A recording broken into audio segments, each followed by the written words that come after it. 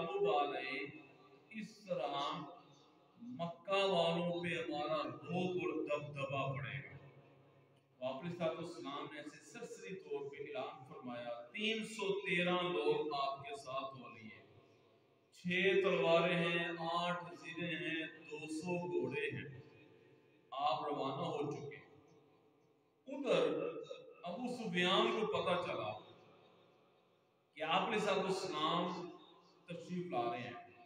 اس نے جلدی سے ایک شخص ہے جس کا نام ہے زمزم، اس کو بھیجا مکہ ابو جہل کے پاس کہ جلدی سے ہماری مدد کرے۔ ابو جہل 1000 کا لشکر لے کے روانہ ہوا بما ساز و سامان، اور ان کی کنڈیشن کیا تھی؟ لوگوں کو دکھانے کے لیے کہ آج ہم مسلمانوں کو نہیں چھوڑیں گے، آج دنیا سے اسلام کو ختم کر دیا جائے گا۔ اس کنڈیشن کے اندر ابو جہل نکلا۔ اب سارے پہنچ گئے۔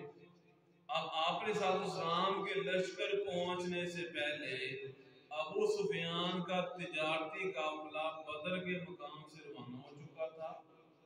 ادھر سے ابو جہل کا جو لشکر تھا، جنگی لشکر، وہ آپ علیہ السلام کی آمد سے پہلے بدر کے مقام پہ پہنچ گئے۔ انہوں نے آتے ہی بہترین قسم کی زمین پہ قبضہ کر لیا، اور اسی طرح یہ جو کنواں تھا اس پہ بھی قبضہ کر لیا۔ خیمے لگ گئے۔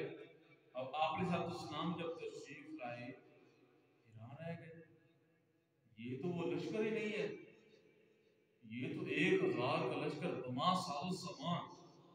خیر، آمنے سامنے ہو گئے، آمنے سامنے ہو گئے۔ اب ان کے پاس پانی ختم ہو چکا تھا۔ اب آپ علیہ السلام نے دعا فرمائی، یغشیکم النعاس امنۃ منہ وینزل علیکم من السماء ماء۔